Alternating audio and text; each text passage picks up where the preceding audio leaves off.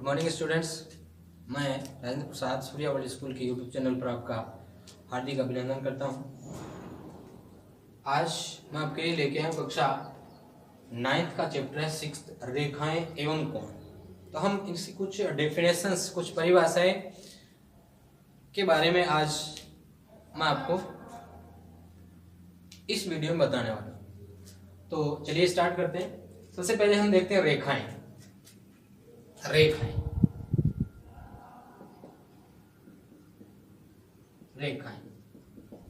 Lines क्या होती है? तो स्टूडेंट्स, पिछली कक्षाओं में आपने पढ़ लिया होगा या थोड़ी जानकारी आपने प्राप्त करी होगी। उसी जानकारी के आधार पर मैं आपको बताऊं, जैसे किसी भी तल में आप कोई दो पॉइंट्स लें, किसी भी तल में हम कोई भी दो पॉइंट्स लेते हैं, जैसे एक ये पॉइंट हो गया और एक ये पॉइंट हो गया। अब यदि इनको हम कनेक्ट करते हुए, इनको कनेक्ट कर दें, देखिए ध्यान दीजिए, इनको हमने कनेक्ट किया, ये कनेक्ट कर, ठीक है। अब कोई बाउंडेशन तो है नहीं, इसको आप इधर भी आगे तक बढ़ा सकते हो और इसको आप इधर भी बढ़ा सकते हो, यानी कोई अंतिम बिंदु नहीं है, लास्ट पॉइंट्स, टर्मिनेटिंग पॉइंट्स यहां नहीं है, ठीक है। तो इस प्रकार की स्ट्रक्चर जो भी प्राप्त होगी, ठीक है, इसको आप अनंत तक दोनों साइड्स में क्या कर सकते हो, बढ़ा सकते हो। तो ये जो स्ट्रक्चर है ये एक लाइन कहलाएगी। ये क्या कहलाएगी? लाइन, जिसके कोई भी अंतिम बिंदु नहीं होंगे, ठीक है, कोई भी अंतिम बिंदु नहीं होंगे। क्लियर हुआ? यदि इसके बाद हम बढ़े रेखाखंड, इसी का एक पार्ट आ जाता है रेखाखंड। रेखाखंड ये इसका एक पार्ट हो जाता है, ठीक है। इसको हम कहेंगे line segment. Line segment, clear? तो इसमें क्या हो जाता है, जैसे हमने ये दो बिंदु लिए, यदि ये जो लाइन हमने ली थी ये यहाँ स्टॉप हो जाए, ना तो इधर बढ़े और ना ही इधर बढ़े, यानी क्या हो जाए, यहाँ किसी रेखा कह सकते हो, कोई रेखा जिसके दो क्या हो, अंतिम बिंदु हो, अंत बिंदु हो, ठीक है। तो आप यूं कहेंगे, ऐसी रेखा जिसके दो अंत बिंदु हो, अंत बिंदु हो। अंत बिंदु का टर्मिनेटिंग पॉइंट हो गया, यानी जहां जाकर ये लाइन जो है ये क्या हो जाए, रुक जाए, स्टॉप हो जाए, ठीक है। तो ऐसी रेखा जिसके दो अंत बिंदु हो वो क्या कहलाएगा? रेखाखंड कहलाएगा, लाइन सेगमेंट कहलाएगा, ठीक है।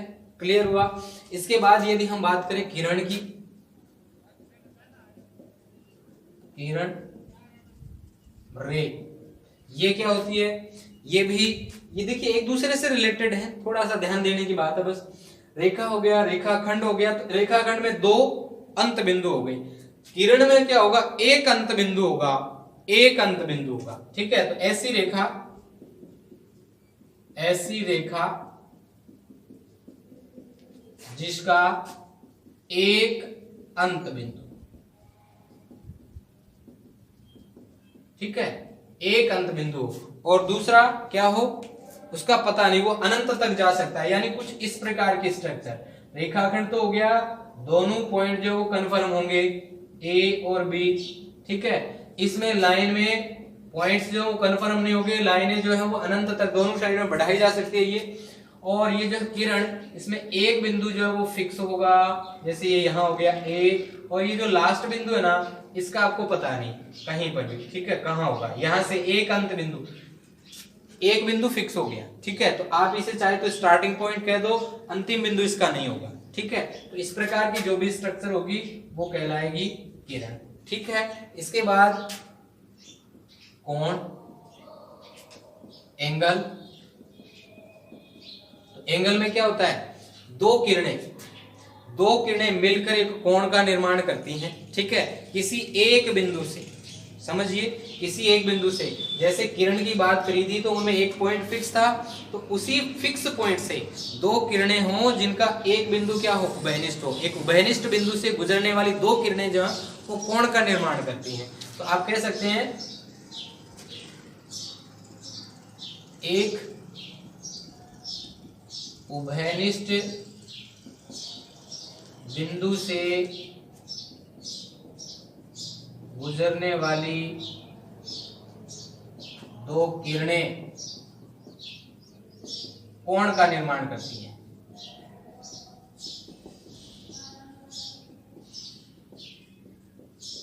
यूं कह सकते हो। स्ट्रक्चर की बात करें तो आप ये वो उभयनिष्ठ पॉइंट हो जाए, एक किरण इधर चली जाए, एक किरण इधर चली जाए, ठीक है, तो ये एक एंगल बन गया।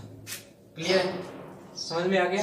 ये एक कोण बना, इस प्रकार की स्ट्रक्चर। उभयनिष्ठ पॉइंट ये हो गया भाई, ठीक है, ये एक किरण हो गई। अब कोणों की यदि हम बात करें तो इनको मेजरमेंट के आधार पर इनका भी वर्गीकरण किया गया है। कैसे कि 90 डिग्री से छोटा हो, 90 डिग्री से कम हो तो वो हो जाता है न्यून कोण। न्यून कोण, ठीक है, इसको हम कहेंगे अक्यूट एंगल। अक्यूट एंगल, ठीक है, कौन सा होगा? Which is less than 90 degree. ऐसा कोण जो 90 डिग्री से छोटा हो, ठीक है, ऐसा कोण जो 90 डिग्री से छोटा हो क्या कहलाएगा? न्यून कोण कहलाएगा।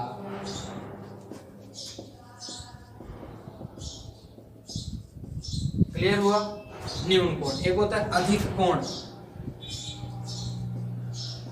अधिक कोण जिसको कहेंगे ऑब्ट्यूस एंगल, ठीक है। तो इसकी डेफिनेशन क्या हो जाएगी? ऐसा कोण जो 90 डिग्री से बड़ा परंतु 180 से छोटा हो, वो क्या कहलाएगा? वो अधिक कोण कहलाएगा। ठीक है, समझ में आ रहा है? 90 डिग्री से छोटे कोण को हम कहेंगे न्यून कोण, 90 डिग्री से बड़े लेकिन 180 से छोटे कोण को, 90 से बड़े लेकिन 180 से छोटे कोण को हम कहेंगे अधिक कोण। क्लियर हो रहा है? ठीक है। और एक हो जाता है समकोण, ये तो सभी को पता है वैसे, समकोण जिसको हम इंग्लिश में कहेंगे राइट एंगल। यानी ये हो गया ऐसा कोण जो कितना हो? 90 डिग्री, ठीक है। 90 डिग्री के कोण को समकोण कहा जाता है।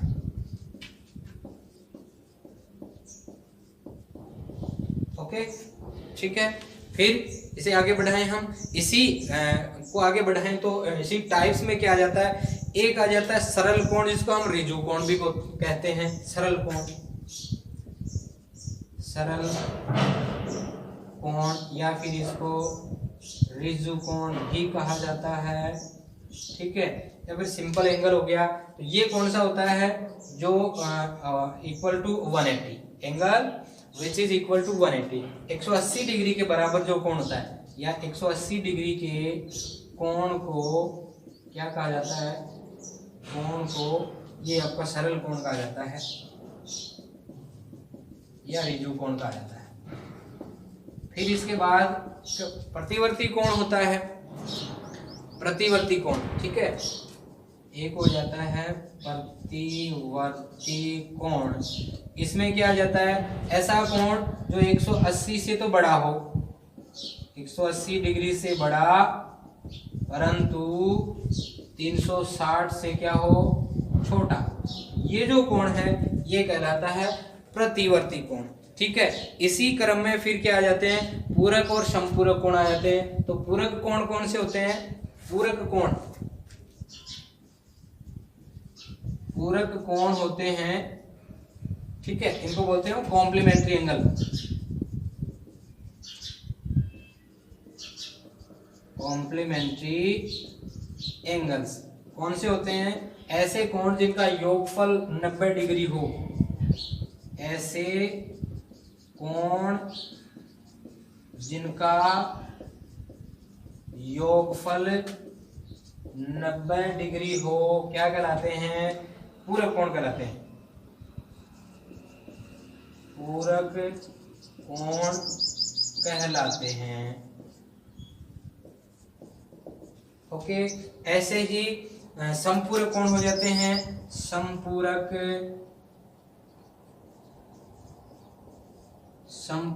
कोण, इनको बोलते हैं अपन सप्लीमेंट्री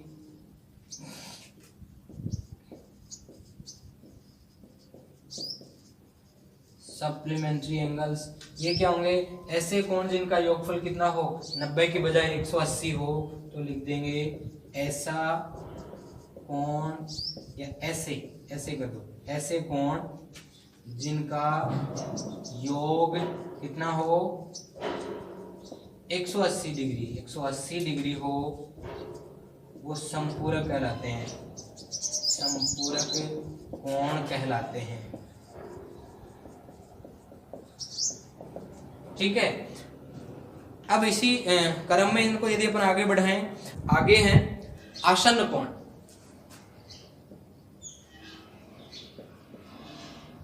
आसन्न कोण, इनको हम कहेंगे एडजेसेंट एंगल्स। ये कौन से कोण होते हैं, एडजेसेंट एंगल वो होते हैं जिनमें शीर्ष दो कोण जिनका शीर्ष और एक भुजा क्या हो, उभयनिष्ठ कॉमन हो, तो लिखेंगे ऐसे दो कोण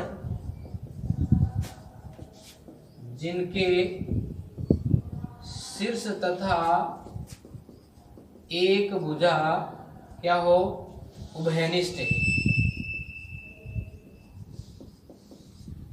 एक भुजा उभयनिष्ठ हो, क्या कहलाते हैं, आसन्न कोण कहलाते हैं, आसन्न कोण कहलाते हैं। ठीक है, फॉर एग्जाम्पल यूं समझ सकते हो आप, जैसे ये हो गया, एक ये हो गया, एक ये इधर रे।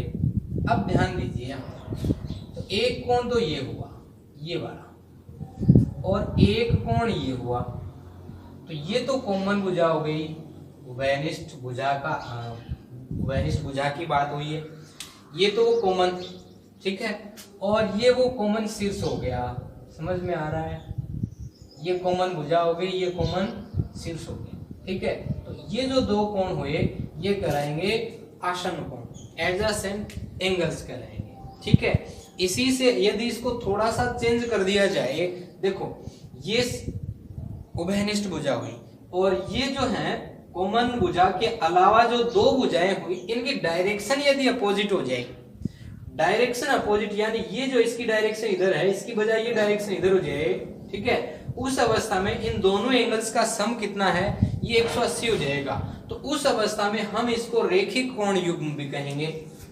समझिए क्या कहेंगे, रेखिक कोण युग्म। ये क्या होता है, इसको हम कहेंगे लीनियर पेयर ऑफ एंगल्स। ठीक है, ऐसे दो कोण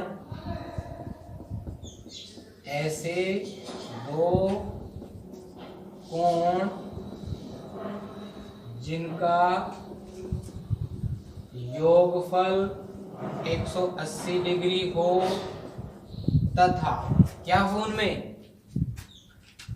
एक भुजा कॉमन, शीर्ष और एक भुजा क्या हो, उभयनिष्ठ भी हो। समझ में आ रहा है, शीर्ष और एक भुजा उभयनिष्ठ हो, क्या कहलाएगा, रेखिक कोण युग्म कहलाएगा, रेखिक कोण युग्म कहलाएगा। यानी किस प्रकार की स्ट्रक्चर हो जाएगी, इस प्रकार की स्ट्रक्चर हो जाएगी। ध्यान देंगे भाई, ये यहाँ O हो गया, इसको मैं A लिख देता हूँ, ये B लिख देता हूँ, इसे मैं C लिख देता हूँ। ठीक है, तो ये कोण और ये कोण, अब देखिए कॉमन शीर्ष तो ये हो गया, कॉमन शीर्ष ये हुआ, एक कोण, तो ये भुजा कॉमन हो गई। मैंने यही तो कहा, ऐसे दो कोण जिनका योगफल 180 हो, तो इन दोनों का योगफल 180 होगा, और कॉमन भुजा ये हो गई। ठीक है, कॉमन शीर्ष भी हो गया। इसमें एक बात आपको ध्यान रखना है, जो कॉमन भुजा के अलावा जो दो भुजाएं बच गई ना, उनकी जो डायरेक्शंस है ना वो अपोजिट और होंगी। ठीक है, तो ये होगा रेखिक कोण युग्म। क्लियर होगा, ये आपको याद रख लेना है। इन दोनों का योगफल हमेशा कितना होता है, 180 होता है। इसके बाद हम बढ़ते हैं शीर्षाभिमुख कोण। शीर्षाभिमुख कोण, शीर्षाभिमुख कोण, तो इनको हम कहेंगे vertically opposite, vertically opposite angles.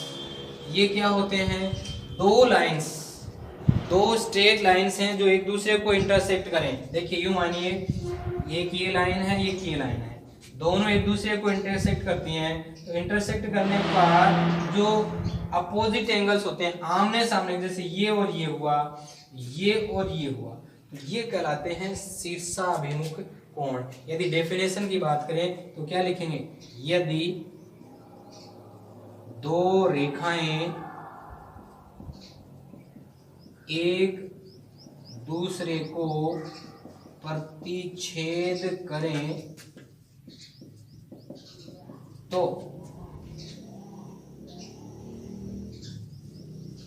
बनने वाले, या फिर डायरेक्टली होने तो आमने सामने बनने वाले, तो आमने सामने बनने वाले कोण शीर्षाभिमुख कोण कहलाते हैं।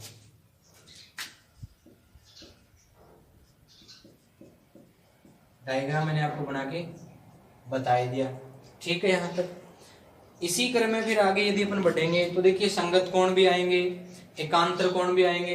एकांतर कोण कहाँ होते हैं, चलो थोड़ा हम बता ही देता हूं।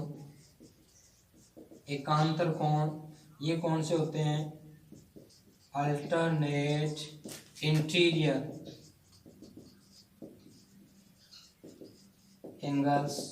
यदि कोई भी दो पैरेलल लाइंस हैं, ध्यान देंगे, ये समांतर रेखाएं हैं, इनको कोई तिर्यक रेखा इंटरसेक्ट करे, तिर्यक रेखा इंटरसेक्ट करे, तो इस तिर्यक रेखा के एकांतर क्रम में एक ये और एक ये, ठीक है, एकांतर क्रम में जो कोण बनेंगे ये एकांतर कोण कहलाते हैं। क्योंकि ये दोनों समांतर रेखाओं के अंदर हैं, बीच में हैं, इसलिए इन्हें एकांतर कोण, अल्टरनेट इंटीरियर कहा जाता है, अंतः कोण कहलाते हैं ये। ठीक है, एकांतर अंतः कोण कह सकते हैं इनको। और ये जो बाहर की ओर बनते हैं, जैसे ये और ये भी बराबर, इनका रिलेशन जो है वो होता है, ये बराबर होते हैं, ये और ये भी, इनको हम कहेंगे एकांतर बहिष्कोण। बाहर की ओर है इसलिए एकांतर बहिष्कोण कहेंगे, अंदर की ओर बन रहे हैं इनको एकांतर अंतः कोण कहेंगे। ठीक है, तो जनरली इनको अपन अल्टरनेट इंटीरियर एंगल के थ्रू या एकांतर कोणों के थ्रू ही पहचानते हैं। तो ये ध्यान में रहना चाहिए। और में रिलेशन क्या होता है, ये बराबर होते हैं। संगत कोणों की यदि बात करें तो संगत कोणों में क्या होता है, यही सिचुएशन, दो समांतर रेखाएं एक तिर्यक रेखा उनको काटे, तो समांतर रेखा के एक ही तरफ, समांतर रेखा जो दो दे रखी है उनके भी एक ही तरफ, और ये जो ट्रांसवर्सल रेखा जो तिर्यक रेखा दे रखी है इसके भी एक ही तरफ। यानी कहने का मतलब ये हुआ, ये समांतर रेखा हो गई, ये तिर्यक रेखा हो गई। इन समांतर रेखाओं के एक ही तरफ का मतलब ऊपर की ओर कर लो, ये इसके ऊपर हो गया, ये इसके ऊपर हो गया। ठीक है, और एकांतर रेखा के भी एक ही तरफ, देखिए इस साइड में तो ये है, इस साइड में ये जो कोण है ये कहलाएंगे संगत कोण। संगत कोण यानी कॉरस्पॉन्डिंग एंगल, कॉरस्पॉन्डिंग एंगल्स। ठीक है, क्लियर है।